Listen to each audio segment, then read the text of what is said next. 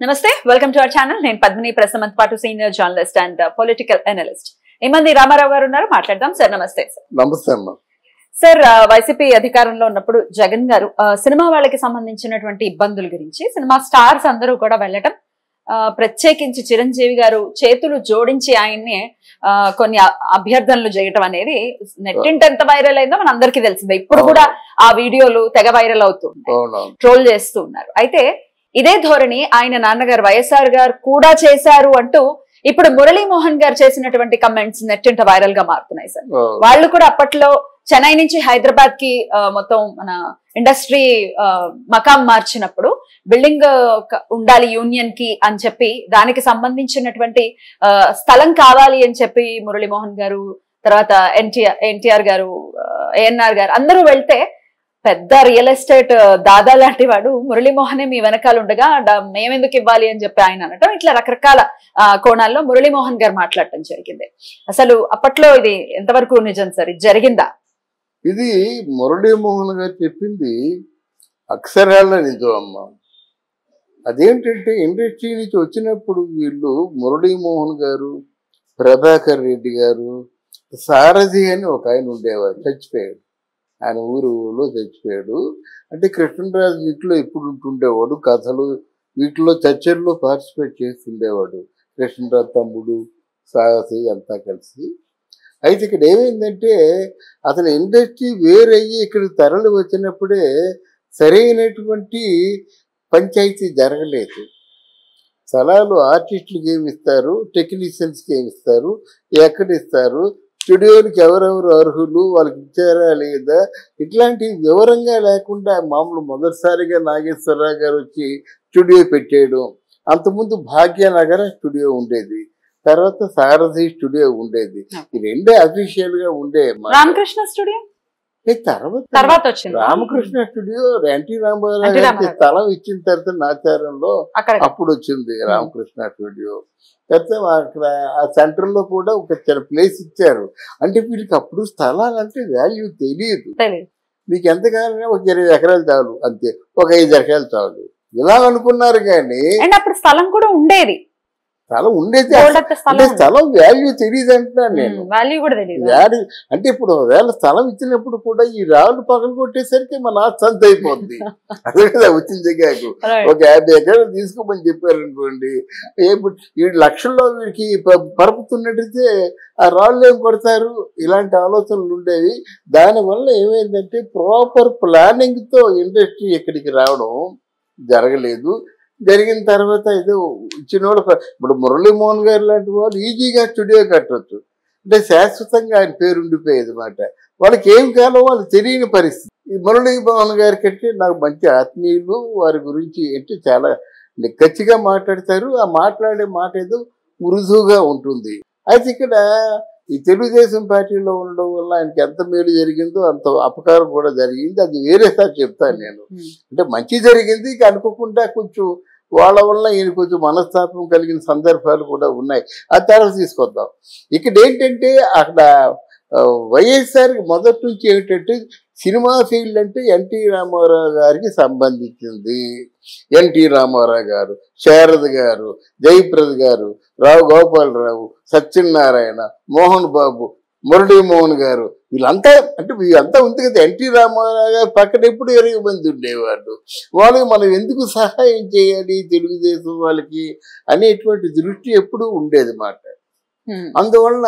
ఏఎన్ఆర్ గారితో ఏమైనా సన్నిహితంగా ఉండేవారు ఏఎన్ఆర్ గారితో ఏఎన్ఆర్ అందరితో సన్నిహితంగా ఉంటాడు అసలు రాజకీయాలు ఎన్టీ రామారావు గారు కాదు ఏఎన్ఆర్ గారికి బాగా లౌక్యం తెలుసు ఎలా వివరించాలో కూడా తెలుసు మాట ఆ ఏఎన్ఆర్ ఎప్పుడు ఏ విషయంలో జోక్యం చేసుకోలేదు మా అసోసియేషన్ కూడా మురళీమోహన్ గారు ఉండబట్టి అది ప్రాణం పోసుకుంది తర్వాత ఆ మురళీమోహన్ చెప్పినట్టుగా స్వర్గీయ ఏవిఎస్ గారు ఉండేవారు ఆయన కొంచెం ఏదైనా ఆయన చేసిన ఆయన సలహాల మేరకు కొంచెం వర్కౌట్ చేసేది అప్పుడు మేము మాలో ఉన్నామంటే ప్రతిష్ట ఇప్పుడు మాలో ఎవరు ఉండరు మెంబర్షిప్ కట్టరు ఎన్నికలు పరమ ఘోరం అయిపోయి మా ప్రెసిడెంట్ అంటే ఈరోజు గౌరవం లేదన్నమాట అట్లాంటి పరిస్థితి వచ్చి తీసేద్దాం ఇక్కడ ఏంటంటే ఇండస్ట్రీకి రారాజు లాంటి వాడు పెద్ద ఎవరు ఆయన ఇండస్ట్రీకి నన్ను పెద్ద అంటున్నారు, ఇండస్ట్రీకి ఎప్పుడు బిడ్డగా ఉంటారని చిరంజీవి గారు చెప్పినా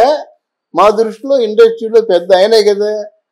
ఒక పద్మభూషణుడు వచ్చి 2 చేతులు జోడించి మీరు మా తాలూకు సమస్యల్ని పరిష్కారం చేయమంటే 2 చేతులు జోడించినప్పుడు కనీసం ఆ చేతులు కూడా జోడించలేదు. పెట్టకపోవడం చాలా పొరపాటు కదా అది. తర్వాత ముఖ్యంగా ఆయన చూడలేదు అంటూ కొన్ని కమెంట్స్ వచ్చాయి సార్, ఆయన దృష్టిలో పడలేదు. అదేంటంటే మాట్లాడితే చూస్తాం కదమ్మా, మనకి ఇష్టం అయితే ఇలాగ వింటాం కదా. అప్పుడే దండం పెడుతున్నప్పుడే ఆయన పక్కకు చూశారు అంటూ కొంతమంది మాట్లాడుతుంటారు, కొంతమంది సపోర్ట్ కవర్ చేసుకోవడం. కానీ ఇంత వాళ్ళకి వెళ్ళే వాళ్ళు ఎవరు చిన్నవాళ్ళు వెళ్ళలేదు కదా. మహేష్ బాబు వెళ్ళాడు, ప్రభాస్ వెళ్ళాడు, రాజమౌళి వెళ్ళాడు, భారతదేశానికి పేరు తెచ్చినటువంటి డైరెక్టర్ చిరంజీవి గారు తక్కువ. ఇట్లాంటి వ్యక్తి మరి నారాయణమూర్తి వెళ్ళాడు, ఆయన మాట్లాడలేదు, ఎందుకో తెలియదు. బయట ఎక్కువ కేకలేస్తారు కానీ అక్కడ మాట్లాడితే బాగుండు.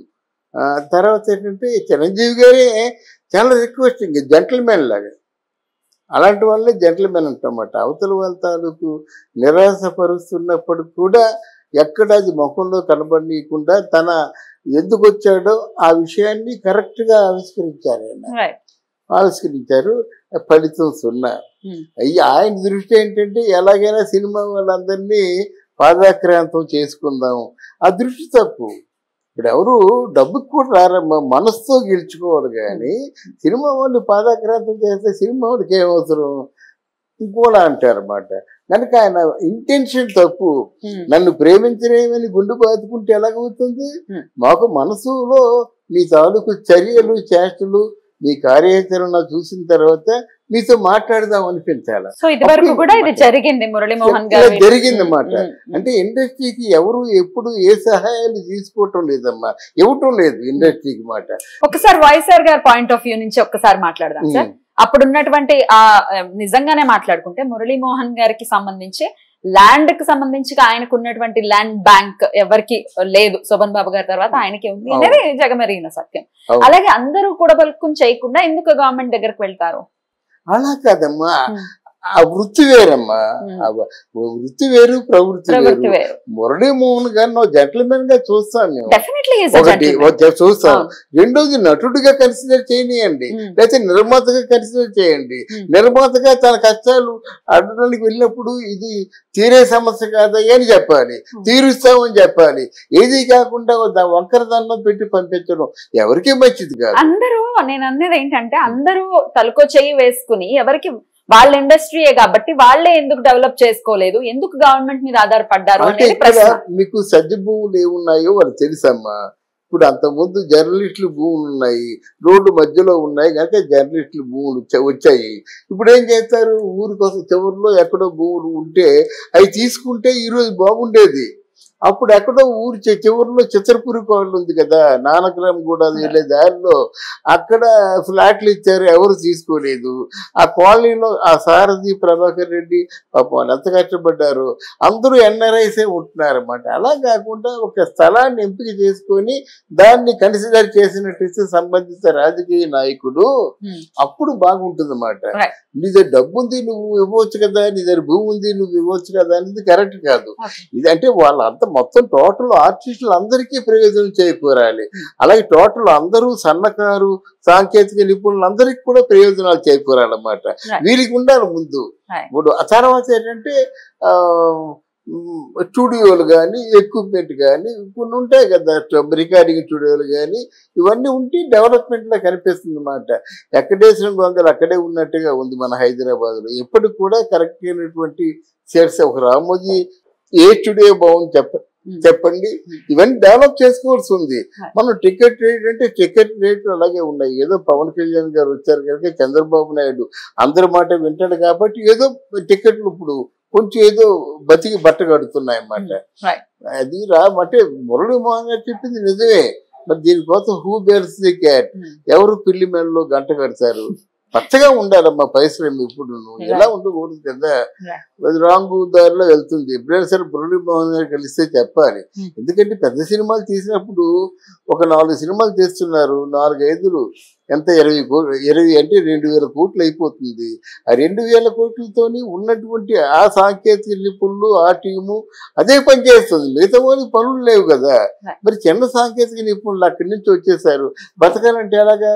అది మరి ఆ విధంగా ఆలోచించి చిన్న సినిమాలకి ఏదైనా ప్రభుత్వం సైడ్ నుంచి ప్రోత్సాహం గడపట్లాగా సబ్సిడీ ఇస్తే బాగుంటుంది. అది కూడా ఆలోచించారు. రైట్ సార్, థ్యాంక్ యూ అమ్మా, థ్యాంక్ యూ వెరీ మచ్.